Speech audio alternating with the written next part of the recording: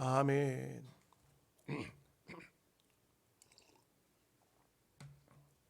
하나님이 찾으시는 사람, 이런 제목으로 말씀을 드리고자 합니다. 옛날 그리스의 철학자였던 디오네게스라는 사람이 대낮에 등불을 들고 다녔다고 합니다. 사람들이 물었습니다. 대낮에 왜 등불을 들고 다니느냐? 그때 디오네게스가 하는 말이 조국의 위기를 건져낼 사람을 찾는다. 조국을 위기에서 건져낼 사람을 찾는다. 그렇게 말을 했다고 합니다. 어쩌면은 하나님께서는 오늘 하나님의 말씀을 통해서 보면은 정말 예루살렘 거리에 나가보라. 이 민족을 구해낼 사람이 있느냐? 이 민족을 어려움 속에서 건져낼 사람이 있겠느냐? 우리가 능히 익히 알고 계시듯이 예레미야서는 거의 예레미야가 사역을 40년 정도 했는데 예레미야 사역 중간에 말기쯤 되겠죠. 나라가 망했습니다. 결국 이 예언대로 예레미야가 외친 말씀대로 종말이 와버렸다는 것을 알 수가 있습니다. 우리는 성경이 말씀하고 있는 것은 많은 사람을 찾지 않습니다. 아주 극히 적은 숫자이지만 하나님이 찾는 사람이 성경에 기록되어져 있다는 사실입니다. 어쩌면은 오늘 우리에게 하나님께서 이 어려운 시기가 다가오고 있는 때에 과연 하나님이 찾는 사람이 우리 교회도 있는가? 또 이 나라 민족 속에 얼마나 있는가? 이것을 성경은 말씀하고 있는 것입니다. 로마서 3장 10절에서 12절 말씀에 보면 기록된 바 의인은 없나니 하나도 없으며 깨닫는 자도 없고 하나님을 찾는 자도 없고 다 치우쳐 함께 무익하게 되고 선을 행하는 자는 없나니 하나도 없도다. 시대가 이런 어려운 암담한 시대가 되어지면 남아있는 것은 심판밖에 없다. 그렇게 말할 수 있습니다. 소돔 고모라가 망한 것은 정치를 잘못해서가 아닙니다. 경제가 무너져서가 망한 것이 아닙니다. 하나님이 찾는 의인이 없어서 결국은 나중에는 의인 10명까지 찾았지만 10명조차도 없어서 소돔성은 멸망할 수밖에 없었다는 것을 우리는 너무나 잘 압니다. 한 사람의 중요성이 얼마나 클까? 조지 스미스라는 모리비안 선교사가 있습니다. 이 사람은 크게 아프리카 선교에 두각을 드러낸 그런 사람은 아닙니다. 이 사람은 아프리카 선교사로 가는 것을 마음의 소원을 가지고 열심히 준비해서 아프리카 케냐로 갔습니다. 그런데 딱 도착하자 이 사람은 정부에서 복음 전하는 선교사라는 사실을 알고 이 사람을 추방시켰습니다. 그 추방을 당하는 그 과정에서 한 늙은 노인에게 복음을 전합니다. 그리고 성경책을 전해 주었습니다. 당신이 예수를 믿으면 이 민족을 구할 수가 있다 했습니다. 그런데 여러분, 이 사람이 한 사람밖에는 전도하지 못했고 그 사람이 예수를 받아들인지 안 받아들인지도 잘 몰랐지만은 그러나 이 사람이 복음을 받고 난 다음에 그가 열정적으로 복음을 전했을 때에 13,000명을 전도했다고 합니다.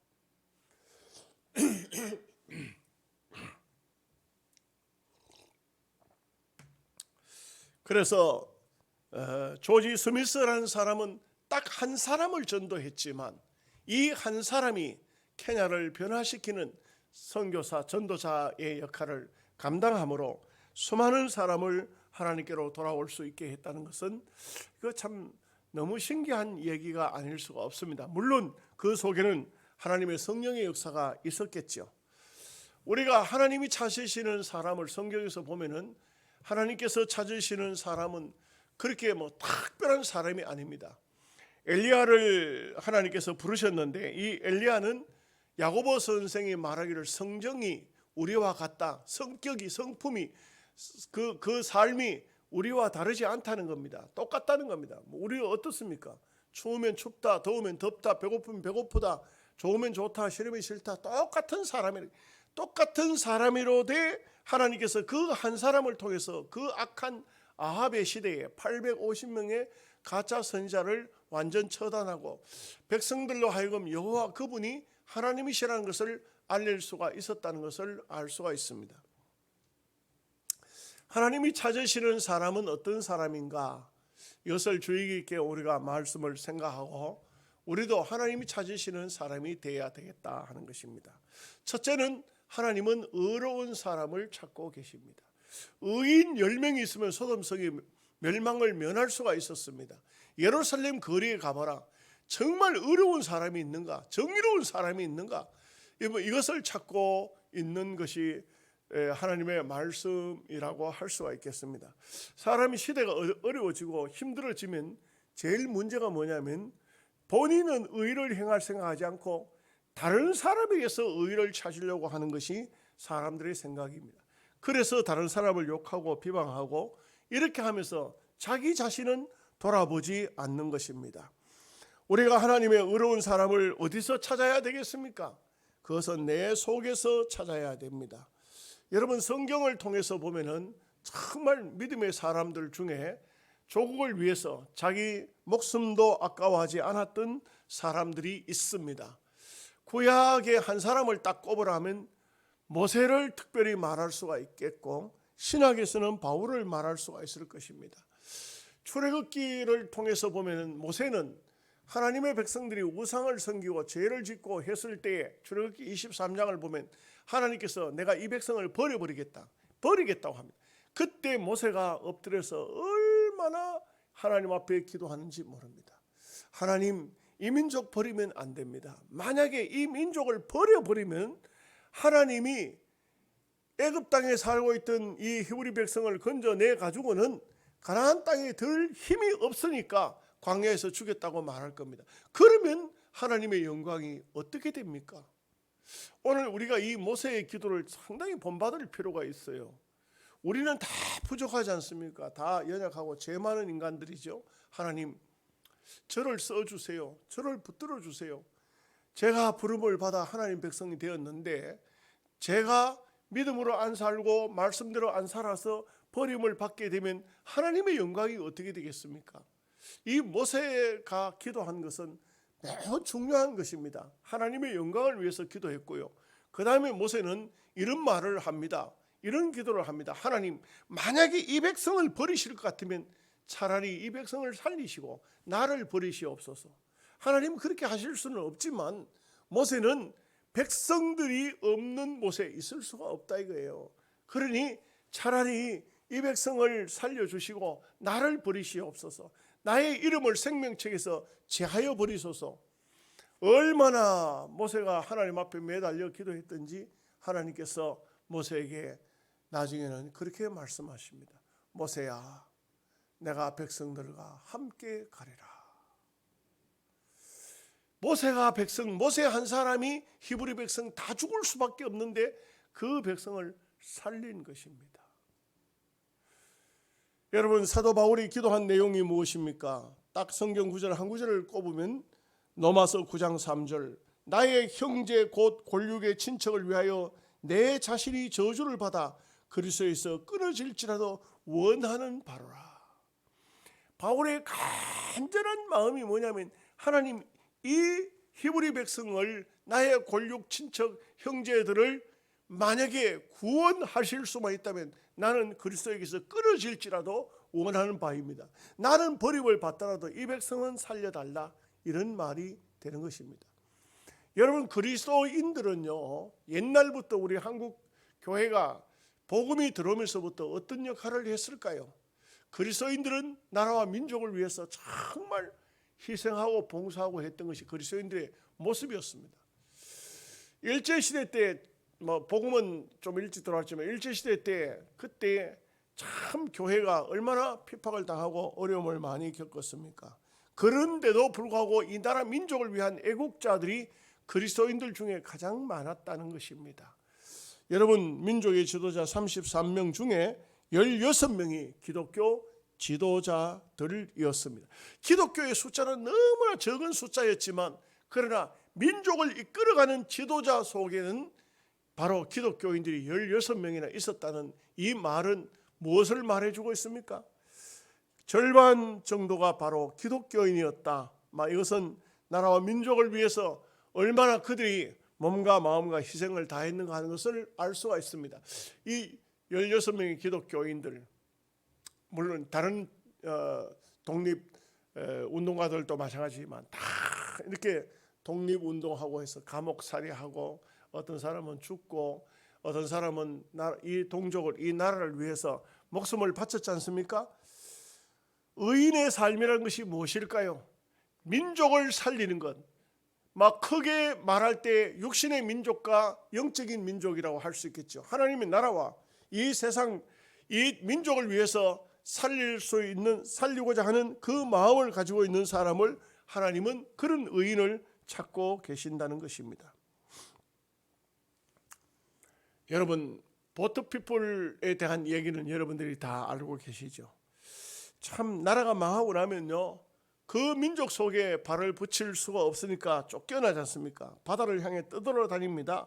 어느 나라도 받아줄 사람이 없습니다. 그러다가 바다에서 침몰당해서 죽지 않습니까?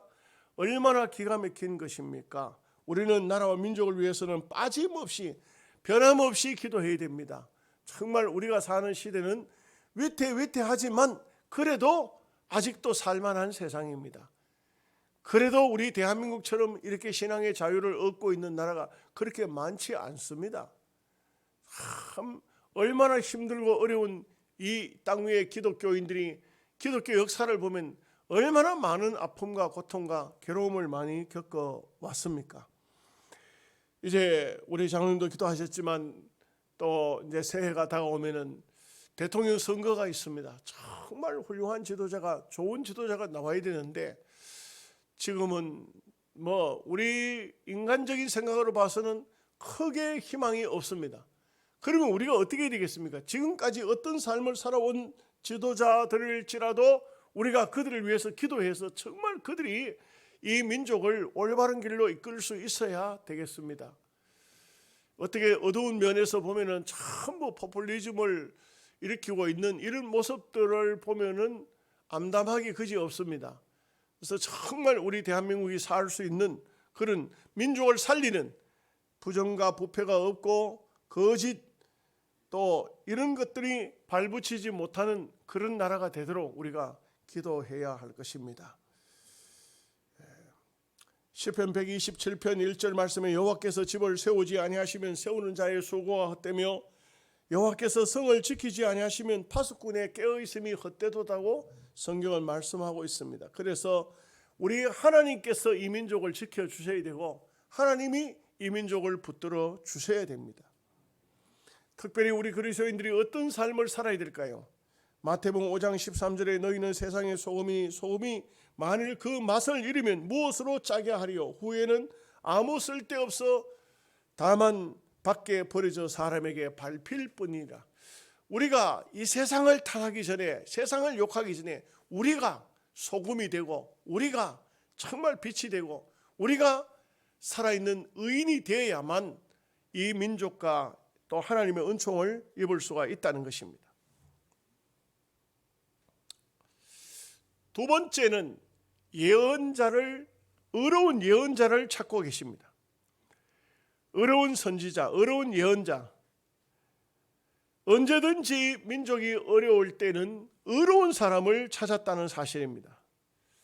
교회는 의로운 사람을 키워내는 장소입니다. 우리가 하나님 말씀을 듣고 또 기도하고 찬송하고 그러면서 우리의 마음속에 의를 채워야 됩니다. 의분을 쌓아야 됩니다. 의를 만들어내야 됩니다. 여러분, 로마 시대는요, 노블리스 오블리제라는 말이 아주 그 사회 속에 특권층 속에 들어와 있는 말입니다. 로마의 귀족층을 노블리스 오블리제라고 그렇게 말합니다. 이건 한 번 귀족이 되면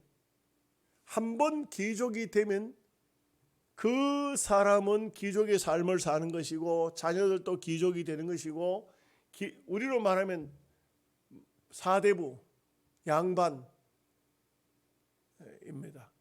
참 양반과 상놈의 사회, 계급층의 사회, 이게 얼마나 심합니까? 굉장하죠. 지금도 이 사회, 이 세상 속에는 그런 게 참 많습니다. 제가 칠레 갔을 때 들은 얘기입니다만, 칠레도 딱 구분이 되어 있더라고요. 소위 상류층이 사는 사회하고 하류층이 사는 사회. 이 하층에서 사는 사람은요, 돈을 많이 벌고 뭐 공부를 많이 해도 상류층 사회에 들어갈 수가 없어요. 정말 신기할 정도로 딱 구분이, 나라가 뭐 민주주의를 하기는 하는데 딱 갈라져 있어요. 태어나서 어디에서 호적을 했느냐에 따라서 사는 동네가 달라요. 돈 많다고 좋은 동네, 대한민국 같은 데는 정말 좋은 나라잖아요. 돈 있으면 여러분 명동에 살든지 강남에 살든지 얼마든지 살 수 있잖아요. 그 나라는 그렇게 하지를 못해요. 학교도 들어가지를 못해요. 아예 그렇게 딱 정해져 있더라고요. 기족층이라면. 근데 이 로마의 로블리스 오블리제에 든 사람들, 평생 귀족층에 든 사람들에게 묘한 게 있습니다. 한 번 귀족이 되면은 귀족에서 탈락되는 법은 없습니다. 그런데 이 사람들이 하는 행동이 있습니다. 뭐냐 하면, 민족이 어려워질 때는 그들의 전 재산을 털어서 어려운 사람을 돕습니다. 우리나라에도 보면 양반들 중에도 양반의 그 책임, 만석군, 천석군, 만석군의 책임을 감당한 사람이 있지 않습니까? 그 사람들을 보면 지역적으로 보면은 뭐 이런 부자 저런 부자들이 어려움이 오면 백성들을 돕는 것입니다. 전쟁이 일어나면 어떨까? 이 귀족층의 사람들이 전쟁에 가장 앞장선다고 합니다. 참 신기한 얘기예요. 얼마든지 귀족층의 사람들은 뒤로 빠질 수가 있는데 아닙니다. 민족이 어려우면 물질적으로 뭐 흉년이 들어서 배고프는 사람들을, 굶어 죽는 사람이 생기면 자기들 재산을 가산을 다 털어가지고 그들을 돕고, 전쟁이 일어나면 가장 먼저 앞으로 나가서 참 그야말로 창을 들고 칼을 들고 싸우러 나간다는 거죠. 이게 뭐냐? 귀족층의 특권만 누리는 것이 아니고 의무를 감당한다는 것을 말해주고 있습니다. 제가 왜 이 말씀을 드리냐? 오늘 우리는 하나님의 백성입니다. 하나님께서 선택한 백성입니다. 이걸 어떻게 말하면 영적인 귀족층이 된 겁니다. 여러분, 예수 믿으면 절대 탈락되는 법이 없습니다. 천당 못 가는 법이 없습니다. 예수 믿는 사람은 어떤 사람이든 간에 다 구원을 받을 사람입니다. 그러면 구원받을 사람으로서 하나님의 특권층이 되었으면 이제는 특권층으로서의 책임감을 가져야 된다, 이 말씀. 거룩한 부담감. 우리나라에 복음이 들어온 것은 최초 복음이 1866년도에 들어왔습니다. 영국의 선교사 토마스가 24살의 나이로 선교사로 중국으로 들어갔습니다. 결혼을 했어요. 중국에 들어갔는데 들어가자마자 풍토병으로 부인이 죽습니다. 24살, 아주 앳된 나이지 않습니까? 부인이 죽었습니다. 얼마나 실망이 되겠습니까? 그런데 중국에서 우연히 조선 사람 김자평, 최선일, 이 두 사람을 만납니다. 이 두 사람이 이 토마스 선교사를 붙들고 이 조선이 지금 현재 어떻다 하는 상황을 말합니다. 그러면서 중국도 귀하지만 조선의 복음을 전해 주시오. 아주 부탁을 합니다. 그래서 토마스는 조선의 복음을 전하기 위해서 셜몬호에 몸을 싣고 조선 땅으로 옵니다. 그런데 이때 당시 대원군이 세국 정책을 쓰느라고 셜몬호를 받아들이지 않고 거기에 불을 질러버렸어요. 그러니 이 배 안에 타고 있던 사람들이 막 육지로 나오지 않습니까? 나오는데 박충건이를 시켜가지고 이 토마스 선교사를 죽이라고 그랬어요. 토마스 선교사가 손에 한문 성경을 들고 있었어요. 그를 잡아서 목을 치려고 할 때에 이 토마스가 기도한 내용이, 나중에 박충근이는 토마스의 목을 쳤지만 한국 최초 장로가 돼요. 그래서 이 사람이 그 토마스가 기도한 내용을 한국 교회사에 실어놨다 이 말이에요. 뭐라고 했을까요? 하나님, 이 성경을, 그 대동강에 성경을 많이 빠뜨렸어요. 성경을 빠뜨리고 난 다음에 대동강에 성경을 씻긴 물을 마신 자마다 그리스도를 알게 하시고, 이 성경이 녹아진 물이 흘러가는 땅마다 복음화가 되도록 해주세요. 그리고 박충건이 목을 잘라 죽였습니다. 웃기는 것은 박충건이 성경을 꺼내가지고 와서 집에 와서 도배를 했어요. 벽에다 전부 다 종이가 귀하니까 도배를 했습니다. 훗날 박충건이가 복음을 받고 난 다음에 누워서 보니까 성경이었어요. 토마스가 순교한 지 18년 만에 1884년 9월 20일 알렌이 넘어오게 됐는데, 이 알렌이 선교사로 왔지만 정식 선교사는 아니고 의사였습니다. 의사로 조선 땅에 들어오게 됐는데, 그런데 당시는 뭐 이렇게 서양 의학을 잘 받아들이지 않지 않습니까? 그런데 이때 당시에 우정국 사건이 생겨서 민비의 조카인 민영익이 칼에 맞았습니다. 피를 막 흘리고 있는 이 민영익을 보면은 그 알렌이 그를 치료를 해줍니다.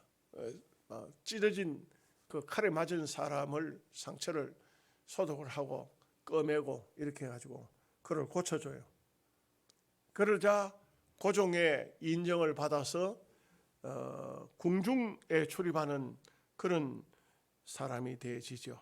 그래서 알렌을 통해서 선교사의 문이 열리기 시작했고, 그리고 1885년 4월 15일 드디어 미국 북장로교 선교사 언더우드, 그리고 감리교 선교사 아펜젤라, 이 두 사람이 복음을 가지고 조선 땅을 들어오게 되는 계기가 되어진 것입니다. 무엇을 말합니까? 셜먼호에서 피 흘린 토마스의 그 피가 대동강에 섞여서 평양을 복음으로 이끌어 가는데 일조를 다한 것입니다. 기독교는 가는 데마다 피 흘린 피가, 기독교인들의 순교의 피가 그 민족을 변화시켰습니다. 그래서 우리는 이 나라 이 민족을 위해서 피는 못 바쳐도 땀을 바치고자 하는 그런 마음이 있어야 할 것입니다. 세 번째는 주님의 나라에도 충성된 일꾼을 찾습니다. 가정이 어려우면 어진 아내를 찾듯이 나라가 어지러울 때 충신을 찾는 것입니다. 하나님의 나라도 똑같습니다. 그러므로 충성된 자, 이런 사람을 찾는다는 것은 대단히 귀중하고, 충성이라는 것이 무엇일까요? 어떤 것이 충성일까요? 여러분, 사람들 중에 보면은요, 큰 일을 해야 된다, 큰 일을 하자, 나라와 민족을 위해서 큰 일을 하자, 이런 큰 사람을 찾습니다. 그러나 작은 일에 충성된 자만이 큰 일을 감당할 수가 있습니다. 우리가 주어져 있는 일들이 어떤 일입니까? 작은 일일지라도 여기에 충성을 다해야 됩니다. 평안도 정주에 어느 한 부잣집에 젊은 청년 하나가 모섬을 살겠다고 들어왔습니다. 얼마의 돈을 받기로 했는지 모르지만 이 청년은 그 집안에 들어오자 굉장히 열심으로 참 온 집안을 보살폈습니다. 그야말로 쓸고 닦고 농사를 짓고 부지런하게 그지 없었습니다.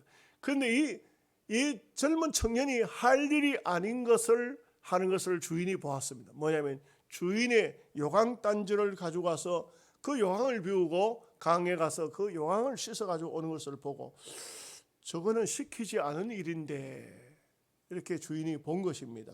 그런데 이 한 번의 한 번의 그런 모습이 아니고 계속해서 이렇게 하는 모습을 보고 불러서 주인이 묻습니다. 야야, 그 오황단지는 네가 안 씻어도 되는데. 그런데 이 청년이 그렇게 말합니다. 주인님, 누구가 해야 되고 누가 안 해야 되는 그런 것이 없습니다. 내 눈에 보이는 것은 내가 다 할 수밖에 없습니다. 참 너무 착했어요. 이 주인이 이런 생각을 했습니다. 자기 자식들은 공부를 잘 못하지만 이 아이는 공부를 시켜야 되겠다. 그래서 평양 숭실학교에 공부를 시킵니다. 공부를 시키는데 이 아이가 공부를 잘 합니다. 그러니까 이 주인이 돈을 다 부담을 해서 공부를 시켰는데, 이 사람이 누군지 아십니까? 바로 민족주의자였던 조만식 장로 이야기입니다. 독립운동가였고 평양 산정연교회 장로님이셨죠.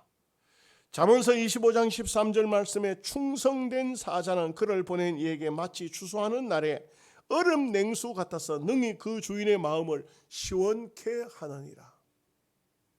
여러분, 우리가 충성이라는 것은 뭐 큰 일들을 충성이라는 것이 아닙니다. 예수님께서는 마태복음 25장에 보면 내가 작은 일에 충성하였음에 내 주인의 즐거움에 참여할지어다, 그렇게 말씀했습니다. 우리는 작은 일들이 어떤 일들일까요?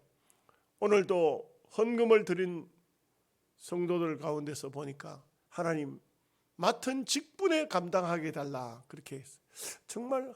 정말 똑바로 충성이 뭔지를 똑바로 아는 거예요. 자기가 어떤 직분을 가지고 있느냐, 그 직분에 합당한 삶을 사는 겁니다. 장로님은 장로님의 직분에, 집사님은 집사님의 직분에, 권사님은 권사님의 직분에 합당한 삶을 사는 것이 충성입니다. 이 나라 이 민족을 건지기 위해서 뭐 길거리에 쫓아나가는 것이 그 민족 건지는 게 아닙니다.